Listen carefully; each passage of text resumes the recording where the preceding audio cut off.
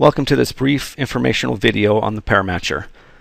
In the upper left hand corner we have an input symbols window where you can input the pairs or individual symbols from the sector.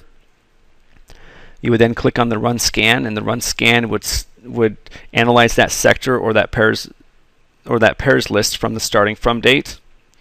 The selected pairs window is where you save your pairs to.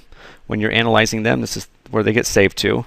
Copy to input copies all of the selected pairs into the input symbols list. Save pairs saves it to a file, and reload pairs refreshes this window. The status window in the lower left hand corner here displays what the program is currently doing, whether it's downloading the data or analyzing your symbols. In the main chart right here, this is where you can see at a glance whether that industry or sector has great correlation or not. It will also display an individual pair back to the starting from date. The standard deviation chart will display an individual pair back to the starting from date. In this window down here, this is where you would see the results of the scan, and it would show the individual pairs along the side, and you can sort it by each column and so on. In the tools menu up here, this is where you can configure the scan results window down here.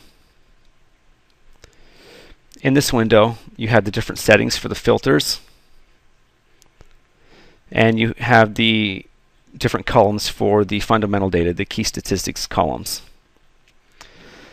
In the filters you have minimum co-integration, minimum crosses, minimum variable crosses, maximum spread, and maximum move. These all go back to the starting from date. Then just beneath them you have the percent maximum spread for 1 year, 6 months, 3 months, and 1 month, and the ability to change their values. In this area right here, the apply color, it will highlight that pair that does not meet the minimum criteria that you set over here. The apply filter will actually filter out that pair from the scan results window. And then once again, the show key statistics, it just displays them or doesn't display them according to what you want. You also have the ability to see all of the results in a child window here, where you can go and analyze them and look through them. The program also has some help right here displaying the hotkeys. These are the hotkeys for the main chart window, the main window. Up arrow and down arrow, you scroll through your list of pairs down here.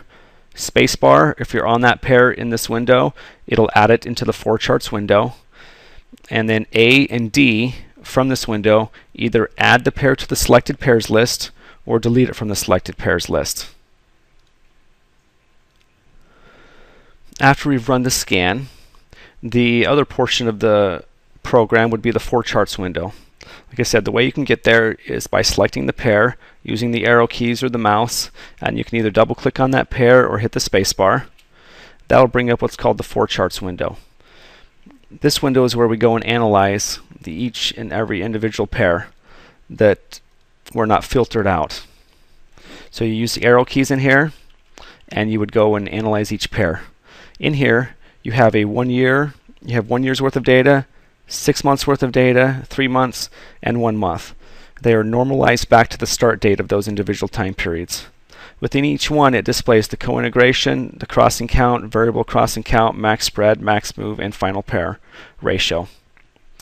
On the left hand side it shows all of the pairs. They are sorted according to the way they were sorted in the results window. So if I sort them by co-integration and then go back into the 4 charts, it sorts them that way. And then from here, the hotkeys are slightly different. You would use the insert or the delete key to add the pair to your selected pairs list.